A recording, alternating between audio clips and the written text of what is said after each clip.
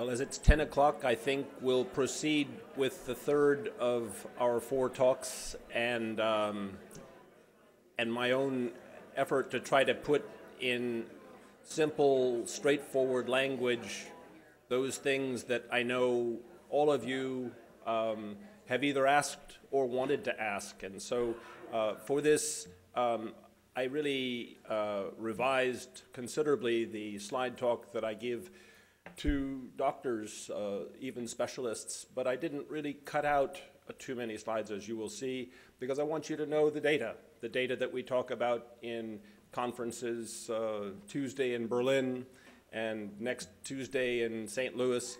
And so what we'll talk about today is really the same kinds of things that we talk about with other specialists in melanoma, with other residency trainees in medicine and fellows in medical oncology, to try to catch you up, because as I said in the beginning, having you all know where we are and where we're going is perhaps a higher mission than any of the other teaching that we do.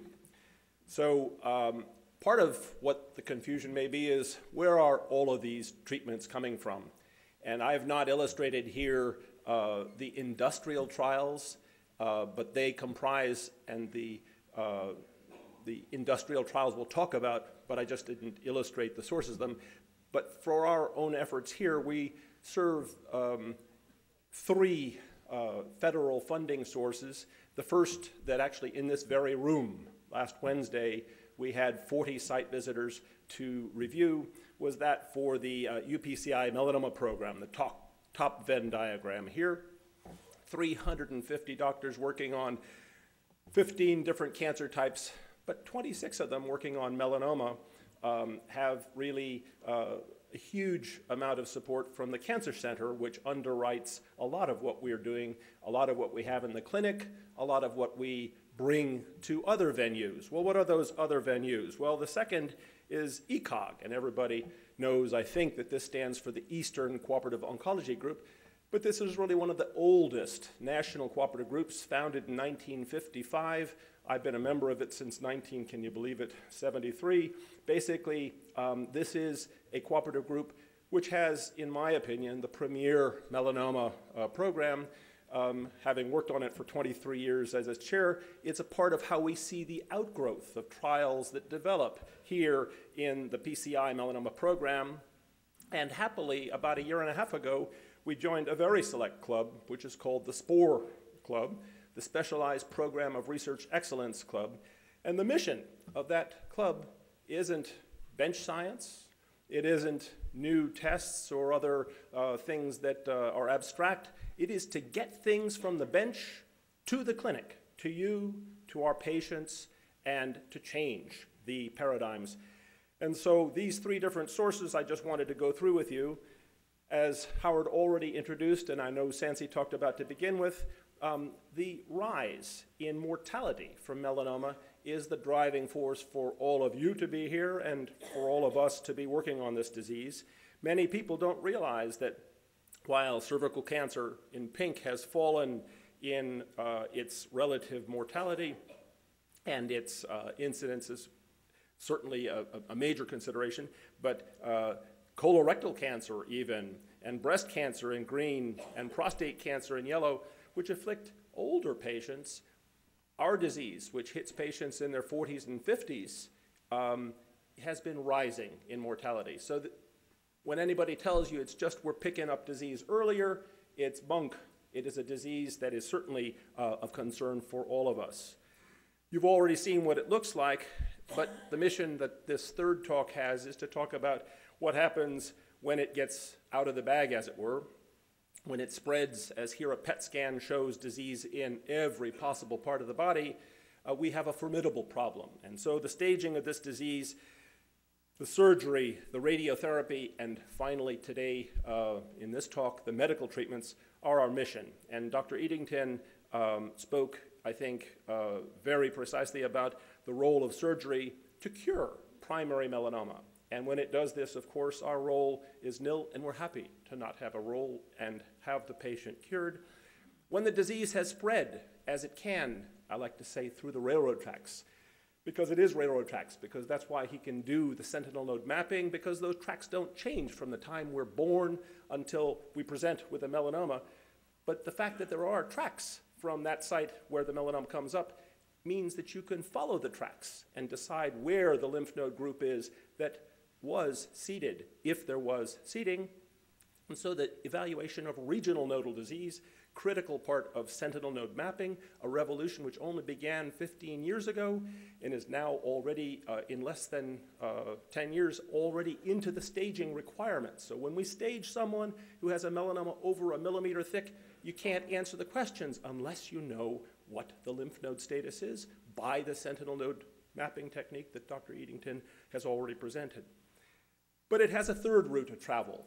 If it travels not by the railroads, but by the waterways, if it gets on a boat and floats down the stream, it can travel anywhere. And then, of course, we have distant disease to cope with, and that is what we'll talk about in a minute. We won't have time today to talk about radiotherapy, but one of the revolutions that happened here, actually about a month before I arrived here in 1986, was they got the first stereotactic radiosurgery unit. SRT, it's easier than stereotactic radiosurgery. Basically, what does this mean? This means you can focus radiation, and you can do it in the old fashion when you treat a whole field, say the brain, once. But when you do it stereotactically, you can do it twice, or 5 or 10 times. And we have some very dedicated radiosurgeons who have gone back and been able to obliterate disease even in the brain. And we have patients who 10 years later have had control of this. So we have hope for a disease area in the brain through radiotherapy that we won't have a time to talk about today that didn't exist before the first unit in the whole US for gamma knife was in place here in Pittsburgh. Medical treatments have 2 flavors, and I'm going to talk first about advanced disease. That is where Sancy has set me up beautifully in her talk about the genetics of melanoma, because the revolution of the last 5 or 10 years has not to do so much yet with chemotherapy, but with a new leg on the stool that we all sit on, the third leg, if you like. Chemotherapy was the first, immunotherapy was the second, but targeted therapy is the third. And so targeted therapy, targeting what? Now you know, c-KIT, BRAF, but there are others, and we'll come back and talk about that. And so that's the charge I have for the first half of my talk in advanced disease. The second part is to talk about adjuvant therapy. What put us, our unit, and Pittsburgh on the map was the first adjuvant therapy for melanoma. We'll talk a little bit about that, what it means, how it's worked, and how we're going to make it better. So, chemotherapy, forgive these Venn diagram slides, but I got carried away with them, so you'll see a few more. Basically, the 3 pillars of medical therapy for melanoma are chemotherapy, and I'm going to ask you not to give up on dacarbazine, on temozolomide. We have a whole group that is working on understanding resistance to chemotherapy to make our chemotherapy better.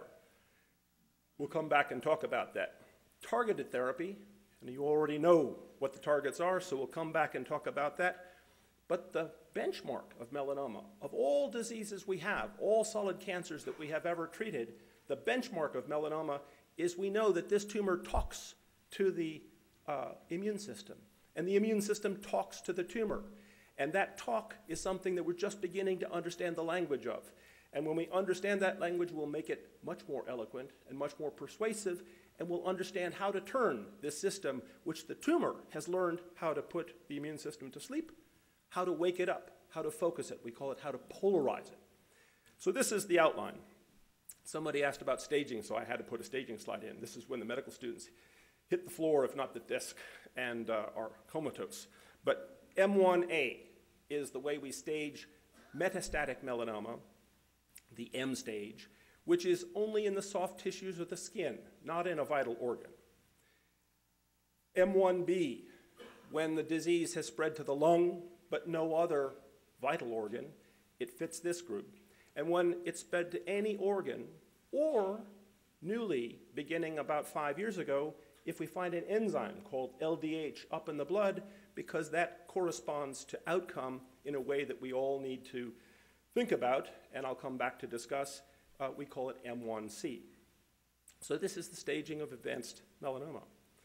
So we only have one FDA-approved chemotherapy that is in common use for melanoma. It's called dacarbazine. A pill form of that chemotherapy is called temozolomide. We used to think it worked 25 or 30% of the time. The first trial I did at Yale, too many years ago to even admit, compared dacarbazine to a combination, and sadly it came out at 11%, and it's gone down since there. So dacarbazine alone and temozolomide alone aren't the drugs we would like to have. But we have ways to get around this. We understand how these drugs are resisted by the tumor, and we have ways to overcome those that I'll come back to discuss. There's only one other therapy approved in modern times for this disease. It's called interleukin-2. Interleukin-2 is only given by a handful of hospitals across the country. Happily, ours is one of them. So we have people coming from states and states away, and even from Manitoba, as you all read in the papers, because interleukin-2 does work. The problem is it works in too few patients. It works in maybe 1 out of 5, 1 out of 6. The good thing is that it works when it works durably in a third of those patients. It may cure the disease, so we have to understand how better to do this. But I'm going to ask you to take a little bit of the caution pill that we all have to say that the data that you understand comes from trials that you read in the Wall Street Journal isn't always what the real data is. And I'm going to tell you, as I tell medical students, residents, and our fellows, don't believe everything you read. We did a study, and we published this 1.5 years ago in our lead journal, that summarized 35 years of studies done in all of our best institutions, the cooperative group institutions across the country. Between 1975 and 2005, we looked at overall survival at 1 year. We looked at relapse-free or progression-free, I should say, disease that didn't get larger at 6 months. And we said, how consistent is the data in these trials done for 35 years? And what are the predictors for outcome? And so I'm going to just point out here a couple of things that are important, because when you come in and our coordinators and our fellows are evaluating you for disease, we are going to look for a couple of things that make a huge difference. The first one in the middle here is called performance status. You all know that we're concerned about whether you're in bed up to half or more than half the time. This is performance status of 0, no impact on your function. Performance status of 1 in the yellow, some inhibition of functions, but you can do most of what you usually do. Performance status of 2, up to half of the time in bed or in the wheelchair or the couch. You see here that the outcome of the disease changes according to how your function is. And this is why we have to look at this when we consider a patient for a given trial. And it's why when we see you walk in and doing generally well most of what you want to do, your performance status is 0, we say things are going to be much better, because in the same way that Dr. Eadington talked about predicting outcome, how you function says how you will do to an amazing precision. The presence of brain disease here in yellow with, in blue without, makes obviously a difference. This is a tough area to treat. Howard Eadington already mentioned that women do better than men. In advanced disease, you see women in blue, men in yellow. There is a difference. We don't understand this, but these are all of the equation factors that we have to consider. And what I was saying, and the bottom line of this lesson, is that the trials that we've done have not confirmed, have not shown differences in survival. When we ask survival at a year, they're all over the map here. Each of these circles is a different trial, and they don't confirm each other. The bottom line, the message here, is in what we see, a converging occurrence of all these trial data. The more patients on a particular trial, the more to the right in these diagrams, the more valid the data. What it only means is that if you don't have about 70 or 80 patients in a particular trial, the results you're going to get are going to be scattershot. We cannot trust the data. You shouldn't trust the data. When they published the first data for a bunch of the agents that we have in the Wall Street Journal, in Time magazine, they were on the basis of 10 or 20 or 30 patients, and those data were not confirmed. It's because it's invalid to conclude from small numbers of patients what we would like to conclude about the benefit of those therapies. So the therapies that we have, dacarbazine, DTIC, the trade name for it, temozolomide, its pill form, response rates 10, 15%. We have to do better, and we know now how to do better, and our trials are testing combined therapies that will block the resistance. One option. High-dose interleukin-2. If you asked those of us who do medical therapy of melanoma every day of the week, all of us would agree that this is a therapy that works, but it just works in too few patients. The phase 3 trials, the big tests that have been the hope of the future, chemotherapy plus an antisense, what was called oblimersen, that people had hoped even up until the spring of this year would be a new inroad for therapy, twice now has been a dud in the big trials. Chemobiotherapy, throw the whole kitchen sink at this tumor. Until April 15, 2004, we treated patients here with chemobiotherapy. We haven't used it since. Why? Because a large trial we did in our ECOG cooperative group showed there was no benefit, only more side effects. Hard thing to tell you as patients, but we should learn when things don't work. We have learned that chemobiotherapy doesn't work, and we won't do it unless we have no protocols and some circumstance that pushes us to do this now. A new drug called alescamol. This was the newest hope that we all had had for a therapy that would get to the FDA, get approved. Even until January of this year, none of us would have said this was going to founder, and yet in January, the Data Safety Monitoring Board closed the study. Why? Why do we have data safety monitoring boards? I should have explained that before.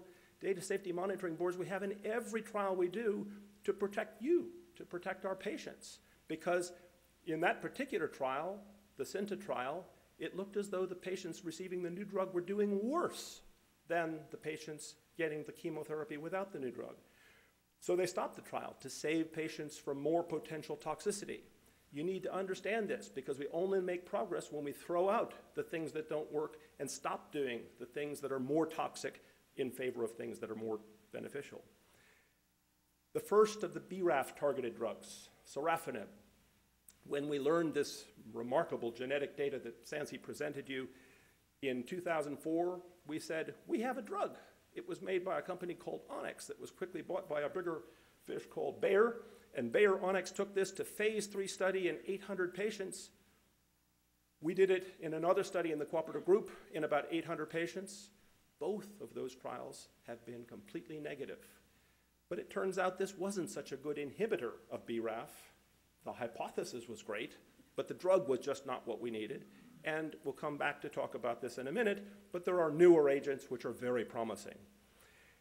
Abraxane, a company has pursued this into phase 3. We'll see what those data support. We don't know now that there is benefit yet, and I think this is an appropriate target for phase 3 trials, big trials comparing this drug against standard therapy. CTLA-4 blocking antibodies, we'll come back to explain what they are. The vaccine MAGE-3 and the vaccine Allovectin B7, all are in those big final trials trying to show whether there is really benefit that will stand the test of time. So the options for improved therapy are to target those fundamental drivers of the tumor that Sansi talked about. The BRAF is the first of these, and we'll show you some data on that. The trial here that some of you may have recognized by number, 0970, that we have entered now probably 10 or 12 patients onto, is very, very exciting. c-KIT, the ECOG study 2607, just ramping up. If we have a melanoma that begins on the palms or the soles or on the mucous membranes, we know that the likelihood of c-KIT mutation is greater. The test that can be done will prove there is or there is not a mutation. We have this to consider. Growth factors, basic fibroblast growth factor and its receptor, the R1 receptor, are another driver. I won't talk about those today, but we have a trial through the ECOG targeting this driver pathway of melanoma that is still, or is almost going to be done very, very shortly. These are the rational ways to go forward as we understand the drivers of this tumor. The second half of the equation, remember I said the tumor talks to the immune system talks to the tumor. The second part of this particular cancer that's unique to it, among all cancers, is the immune system is there to be used to treat it. The tumor uses it to turn the immune system off. We know how to turn back on the immune system now. What educates, what teaches the immune system? Well, a cell called the dendritic cell, the DC, is the master antigen presenting or educating cell of the immune system. We have several laboratories that are dedicated to tooling up the dendritic cell, polarizing it so it does the right job in treating the disease.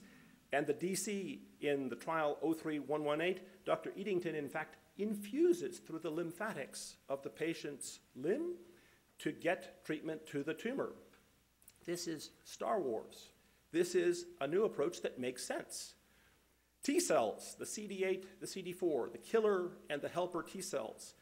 Dr. Zaror's laboratory is developing new vaccines that hit specifically the helper T cell, the CD4 T cell, or the killer T cell, the CD8 T cell. We know how to measure these now.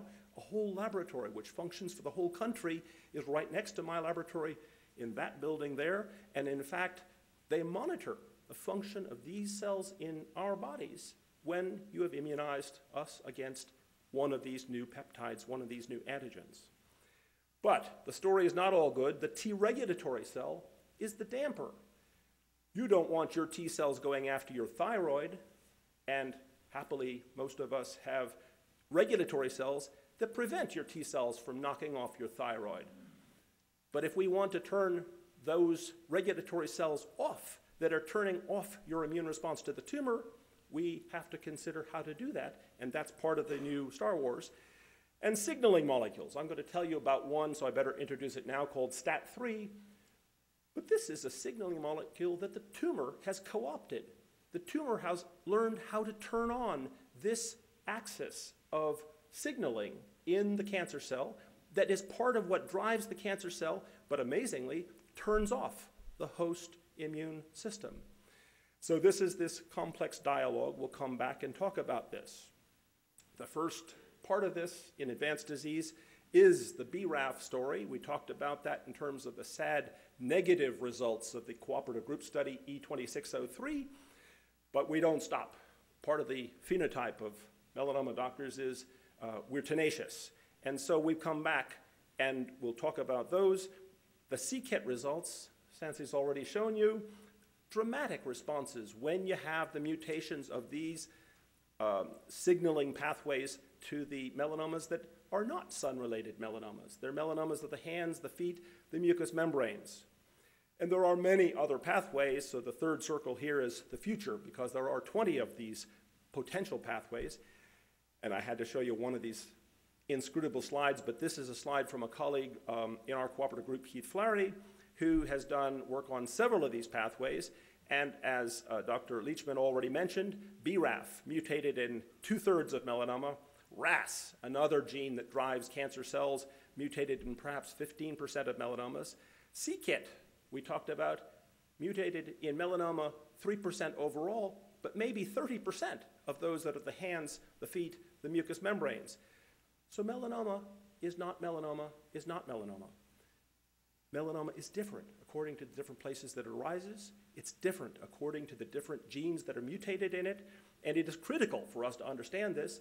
So when we ask patients to come in to the clinic now, if they have had a metastasis that has been biopsied or operated, we ask them to bring the tumor with them. Why? You know already. It's to test these genes, which are the drivers which will tell us how to treat the disease. So the good thing is we've got a lot of pharma out there who are interested in developing new agents to target these. The new pharma agents from Novartis, RAF265, from Roche, you've already heard PLX403. Yesterday I was in Philadelphia talking to another pharmaceutical, have a new BRAF inhibitor they want to bring to trial. But we have several pathways that drive this tumor, for which we have a dozen different new molecules, small molecule inhibitors, often agents you take by mouth to treat this disease. This is really an exciting time for us. I hope an equally exciting time for you. So I said melanoma is not melanoma is not melanoma. Forgive me one picture, but these are the melanomas. This is the melanoma that happens in sun-damaged skin, intermittent sun-damaged skin, because it's not the same for chronically sun-damaged skin. And this is where the BRAF gene plays a part. And so this is half yellow, half black, intermittent sun damage. Think of that as the garden variety of 90% of the melanoma we see, and 2/3 of the time, BRAF is mutated. Chronic sun-damaged skin, the melanomas that happen in the 70s and 80s, are oftentimes these facial or head melanomas that are called lentigo maligna melanomas. These also have a gene mutation. Curiously, it's not the BRAF gene so much, it's the c-KIT gene, which is the same one we talked about before, is in the non-sun exposed melanomas of the hands, feet, and mucous membranes. But here is the more typical foot melanoma with c-KIT mutation, mucous membrane melanoma with c-KIT mutation. So we have clearly our work cut out for us. But there are drugs already out there that treat c-KIT mutations. c-KIT's important in other diseases. A leukemia is a place where c-KIT is an active player. A sarcoma, a soft tissue tumor called GIST, gastrointestinal stromal sarcoma, has c-KIT mutations, and one of the most exciting things 4 or 5 years ago at the cancer meetings was the discovery that this pill called Gleevec would work in this particular kind of sarcoma, and now published just a couple of years ago by one of our colleagues in the cooperative group ECOG, a woman who had far advanced rectal melanoma, bleeding that couldn't be stopped by surgeons, by radiation therapists, masses that are bright here because this is, oh, sorry, Howard. Got the same problem. Basically, bright means burning lots of sugar. That's a FDG glucose PET scan. The signal after treatment is gone. The signal of the tumor around the rectum is gone. The bleeding stopped. And so this was published as a single case in our lead journal because it is so dramatic.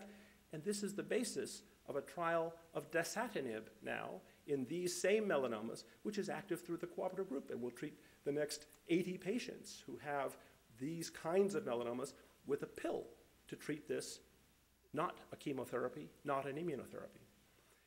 BRAF, I told you we're tenacious. The melanomas of more than half of our patients who have typical intermittent sun-damaged skin melanomas that didn't work so much were tested in trials that I'm going to show you a little of the data, where Keith Flaherty showed in 26 patients, remember I said you need 70 to believe it, 26 patients, 38%, nearly 40% with major responses to a couple of chemotherapy drugs added to this BRAF inhibitor. But the funny thing was when they looked at the patients with mutations in the top and the patients without mutations, we call that wild type, there was no difference. They also saw 40%.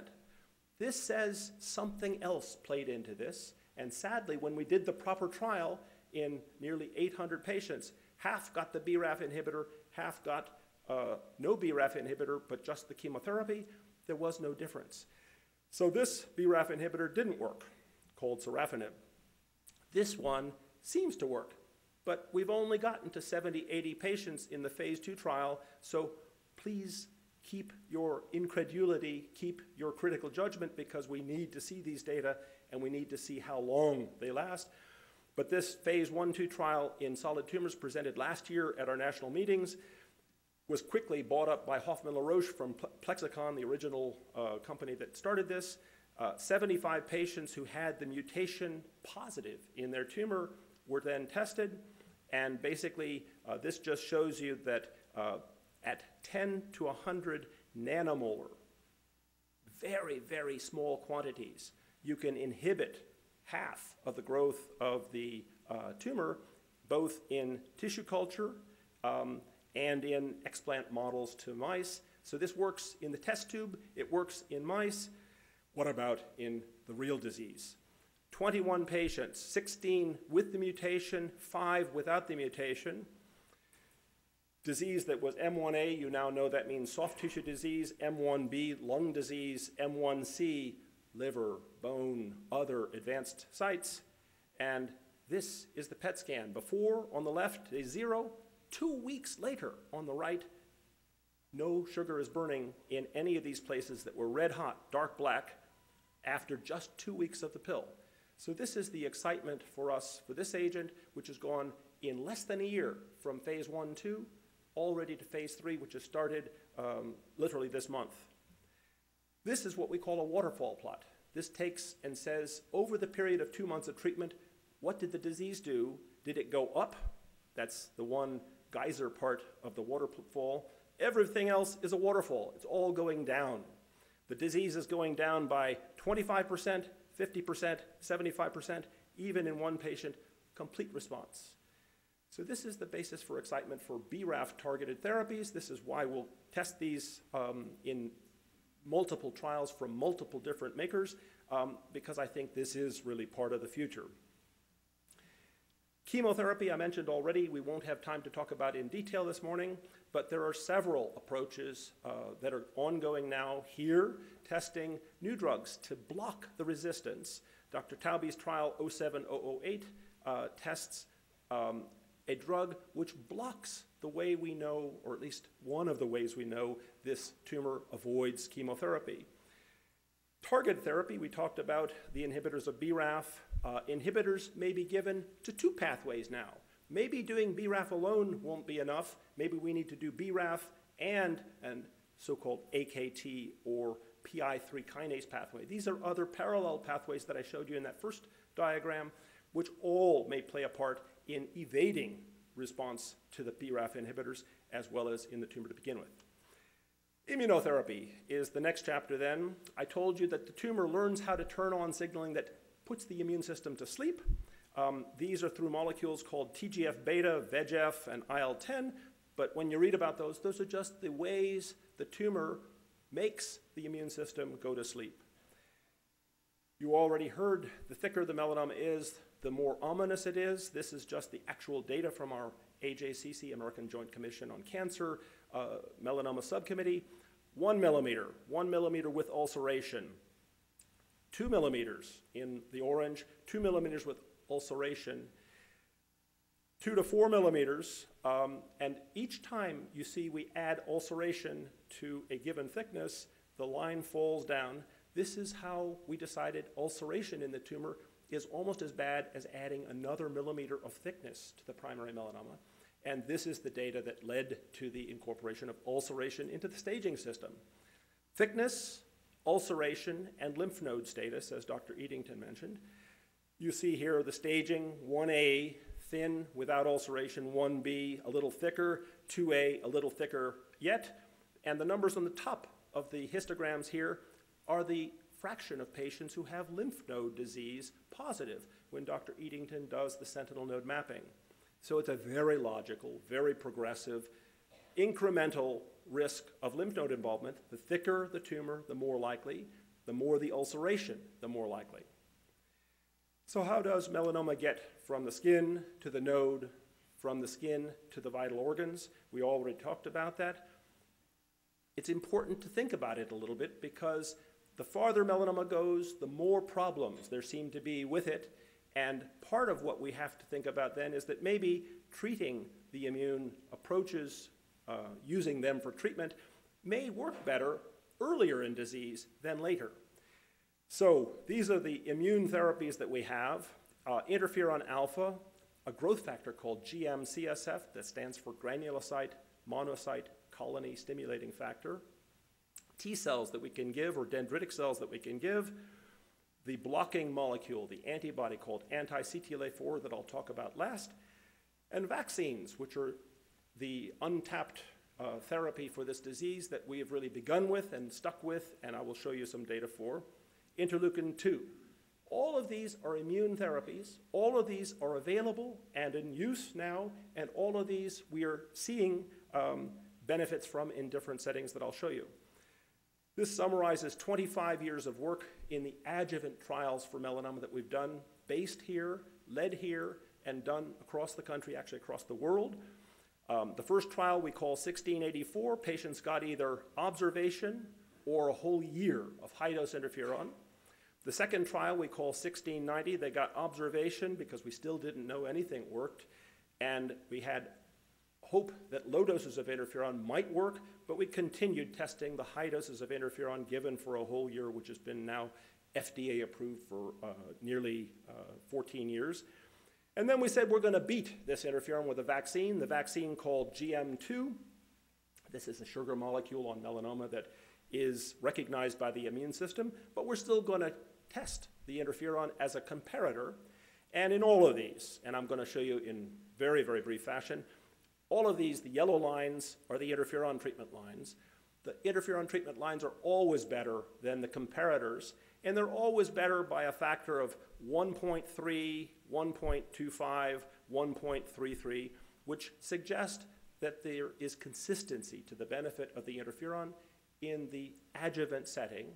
It isn't a 100% benefit. That would be an infinite hazard ratio, but it is a 38, 24, or 33% benefit in preventing relapse out as far as we followed this now, past 10 and 15 years, even past 20 years. So this one therapy works. Nothing to date has been approved as an alternative to that. Nothing has beaten this therapy yet in comparative trials. And so we continue to offer this as the standard therapy because we believe it has durable relapse-preventing benefit in our patients who have higher risk of relapse when they're operated, staged by Dr. Eadington. One of the approaches, if we don't have new agents, is to say markers, biomarkers, blood markers, other factors may tell us how this treatment is working, in which patients to use it, and if we could just select the patients who benefit, then we could treat the 33 or the 24 or the, say, 30 out of 100 who will benefit, not the whole 100 of patients that we now treat with the interferon. Those would be predictive biomarkers. There are also biomarkers that I will not have time to talk about, which add to the precision of staging, and we now have ways to test the blood, and you all know because we always ask for blood, and we use it serially to follow things that may make more precise our assessment of risk of the disease. So the first striking finding I'll show you is actually a collaborative finding with a group in Greece where looking at the serum of patients and looking at the patients who were getting high-dose interferon, they found that about a quarter to a third had things happening. Those things were autoimmune things. Those were things that include the development of anti-nuclear antibodies measured in the blood, what are called anti-cardiolipin antibodies, the loss of pigment in the skin, which seemed to be an autoimmune, as self-destruction of the pigment, which we interpret as what we call autoimmunity. And altogether, when you took those patients who had autoimmunity, it turned out they seemed to be the people who got the benefit from this treatment, and the patients who did not get the autoimmunity, followed for a year, were less likely to benefit from the therapy. And so this is the basis for our monitoring of autoimmunity now in everyone who gets treated with high-dose interferon, because this seems to be, after the fact, something that tells us how it works. But obviously that doesn't help us to decide which patients to treat. And so we've looked at the baseline in patients before treatment to measure other factors. And we found a half dozen that we're now trying to confirm. But these, as you see in this slide, suggest that patients who did very well, the stars on top of the 5-year survival without relapse, indicate benefit from the high-dose interferon. They had blood markers, factors that I won't get into the details of, that predicted the benefit at the beginning of treatment. And so to test these things allow us to think for the future that we may have a way to predict benefit of this therapy. The current trial that's going on actually tests a treatment of just 1 month of therapy. And since this is a common question, should we do this because the Greek group actually suggested that 1 month might be as good as 1 year, we've decided we would try to confirm this. In fact, the current intergroup trial for patients who have lower risks of melanoma, who wouldn't be treated with a whole year of interferon, is testing 1 month of interferon versus observation. In that trial, we're testing all of those serum markers that we talked about to ask, can we predict benefit from the 1 month with this therapy? The schema for the trial is here. Half of the patients will be observed. That's what we would do now standardly. The other half will be offered 1 month of the interferon, and this will allow us to ask, can we treat these patients who would not now be treated to benefit them with this therapy? One of the trials we did, and one of the trials we've just reinitiated in a new form, actually took disease that was fairly advanced, bulky lymph node disease, and treated patients before surgery. So Dr. Eadington and I said, when we had a patient come in who would have a lymph node who would be operated, we would just take a biopsy and quickly then begin to use a treatment, the interferon, which we already knew had a benefit. Why? Well, it was to see whether treating the disease, when we could follow the disease, might show us the benefit and show us what the mechanism of the benefit really was. So we treated the patients, then they had, at 4 weeks, their full surgery. What we found was that more than half of these patients had a benefit in shrinkage of the disease in just the 4 weeks with the interferon treatment. These patients included 11 who had bulky lymph node disease, 15 of them who completed all 4 weeks of the therapy. And what I really wanted to show you is this slide, which says before treatment on the left, CD3 is a marker for T cells. You can all see there are only scattered few numbers of T cells, the little red dots. After treatment on the right, ET stands for endotumoral, inside the tumor, that means. After the treatment, what do you see? You see droves of T cells. And so what we concluded from this is this interferon, given intravenously, allowed the T cells to get into the tumor. On the bottom, CD11cc is an antibody that the pathologists use to stain the tumor tissue for the dendritic cells. So I should have written DCs here. Before treatment, how many DCs are there in the tumor? Not very many, are there? After treatment, Cs of dendritic cells. So you have, after the 1 month of treatment, an invasion of the tumor by the instructor cells, and you have an invasion by the killer cells, the killer T cells, the CD8 T cells, that we think make a difference. So now what do we know about interferon from that? Now we know that interferon's acting like a vaccine. It's immunizing the body of the patient in which the tumor occurs. How does this happen? Well, that molecule I told you about, STAT3, is stained here. Blue and red are nuclear and whole cell stains for that same STAT3. And what you see on the bottom left here is bright STAT3, lots of STAT3 in the tumor before treatment. What you see after just 4 weeks is what? Much less. The STAT3 is gone. So this interferon actually wipes out the STAT3, seems to let in the T cells, let in the dendritic cells. It acts to allow the tumor of the patient to act like a vaccine. And here you just see the histograms for the STAT3 after treatment. We concluded a couple of things. We concluded that when you treat earlier disease, interferon, this treatment which is FDA approved, works a whole lot better than it does in advanced disease.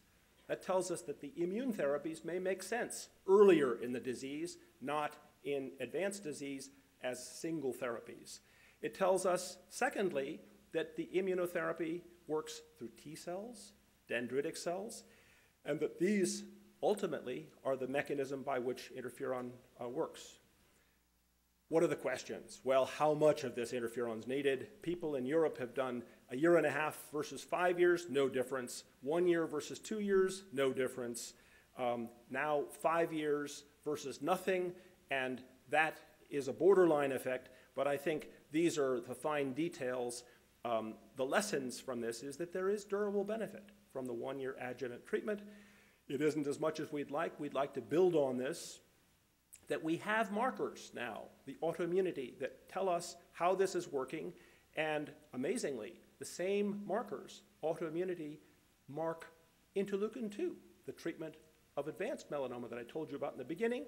People who benefit from interleukin-2 also get autoimmunity. They also have thyroid and other immune reactions, which say that when we hype the immune system isn't as selective as we'd like it to be. It gets the tumor, but it also sometimes gets the thyroid, other normal organs in the body. Vaccines may be a way around this. If we could just tell the immune system what to go after, we would have home free. We can use what are called peptides. These are pieces of proteins. We can use the whole proteins of the various molecules that mark melanoma, or we can use the DNA that Sancy talked about earlier, which codes for these things that are different in the tumor from the normal.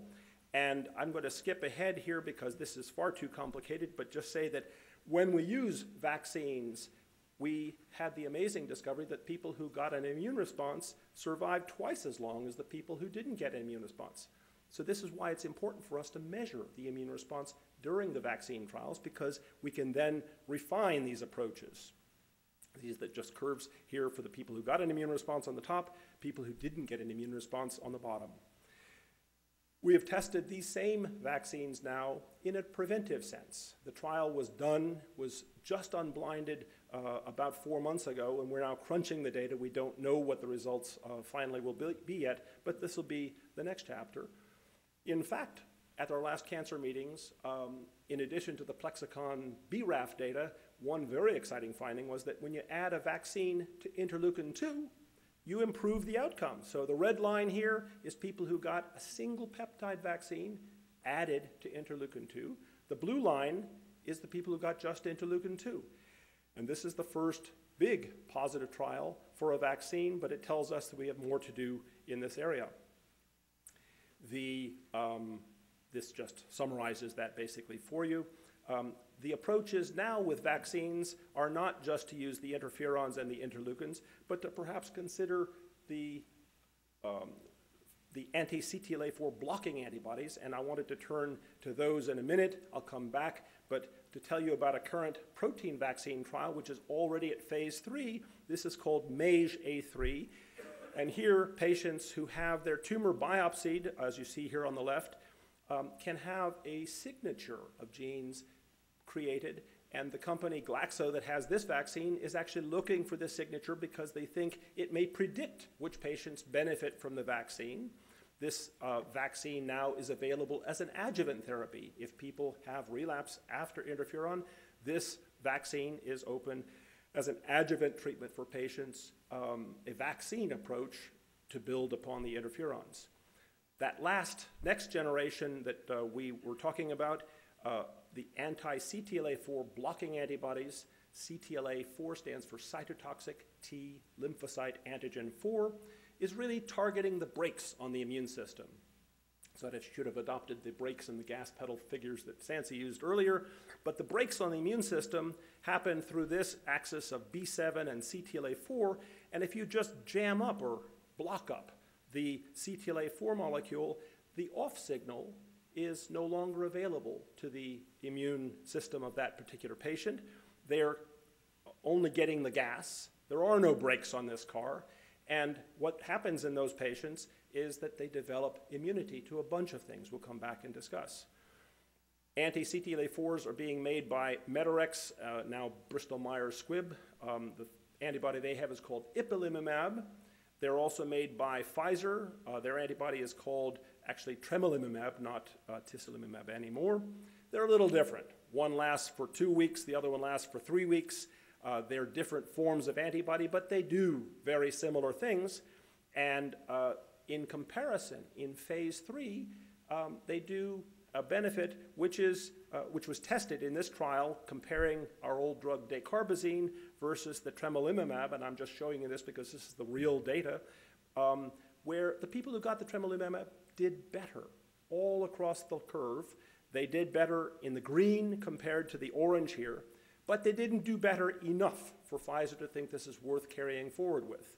There was a difference of about a month in the survival of the patients who were treated, but they did this analysis early, and they really didn't look at all of the things that were the details of the trial in as close a fashion as now they have. And in fact, what they found is the people who were assigned to get the control, the chemotherapy, actually often came back and got the other form of CTLA-4 blocking antibody. So it wasn't treatment versus nothing, it was treatment with one versus treatment with the other. I think we have to wait to see what the real results of this antibody at further follow-up will be. The other antibody, ipilimumab, has not yet been unblinded, their trial. In fact, more than 4,000 patients across the country have received this in compassionate exemption. That means a request for treatment not on a protocol. And in fact, they've had to stop doing that because they ran out of the antibody. But this is an area of excitement because I think this whole business of putting or taking off the brakes on the immune system has potential benefits that will be of use to us in the adjuvant treatment of melanoma. And so the side effects are important for you all to know. The side effects are rash in about 20%, colitis, inflammation of the bowel, diarrhea in 15 to sometimes 20 or 30% of patients. This is a whole new toxicity. We understand this as a response to taking off the brakes to the immune system. In fact, if you think about where you have things that you might respond to immunologically, your gut is a place where that is logical to expect. But we really, I think that this will be a new agent on the horizon in the future, and that developing biomarkers are very important because if we can treat just the patients who will benefit, this will benefit everyone. The trial that we think is the most important is the trial which was just approved a month ago by our National Cancer Institute. This will compare interferon versus ipilimumab in the very next study to be done across the country. And so the newest adjuvant therapy will employ the ipilimumab as well as the interferon as potential treatments. And a trial which is ongoing here, no surprise to you, is to take this same molecule, ipilimumab, for patients who have lymph node relapse, treat them up front with this to ask, can we do better? And what are the markers that may predict? And Dr. Eddington and Dr. Tarhini have actually already treated a couple of patients on this particular trial, which will ask us very important questions upon the benefit rate, but also upon how benefit occurs with this. The final chapter won't be single drugs. The final chapter will be combinations. As Sensi already mentioned, the rationale for combinations is overwhelming. Chemotherapy, biological therapy, targeted therapy, all three of these together make the best sense. We are already doing this within modalities. We have combined interferon and the anti-CTLA-4 blocking antibodies. It's doubled the benefit rate. This is early, but this is written up for our national meetings for the ASCO for the coming year. We've used an antibody that kills melanoma cells. This is called anti-GD3 antibody. This is something we studied back in 1987, 8, and 9 as it was a mouse antibody. Now we have a humanized antibody that sticks around and does a much better job, and we're adding this to interferon because the antibody effect may use some of the cells that are turned on by the interferon to work better. And finally, vaccines followed by interferon make incredibly good sense, and we have trials that are written and approved and funded by the SPORE to do this. The combination of the CTLA-4 and interferon that I mentioned to you, we've just summarized, has just shown a 30% benefit rate that is exciting to us in 30 patients treated here, has shown a remarkable concordance of the autoimmunity and the benefit in these patients. And so this follows up the story of the interferon we talked about before. It follows up the interleukin-2 story. And I think we are excited about this as a combination and about many of the other combinations. So in the final two slides, the conclusions are that melanoma is not one disease. It's many diseases. That the BRAF disease and the c-KIT disease, we may have very different approaches to than we had in the past. That chemotherapy isn't gone, we just need to make it better. In fact, the ways to make it better are here and now before us. And the decitabine combination, which we call trials 07008, and a triple trial using a new drug called ABT888, which blocks another mechanism of resistance, is shortly to be started. The immune combinations, every bit as exciting as the chemotherapy and the targeted therapy combinations. Vaccines, which are out there, we know what the markers, what the flags this tumor waves are. We just need to be able to target them better. And that these in combinations, which are almost numberless, will be the kinds of things you'll see increasingly in our therapy of this disease. The place where the single approaches make sense, The newer single approaches, like the CTLA-4 blocking antibodies, will be in the adjuvant treatment arena, and those are here and shortly to start. I think with that, I'll stop.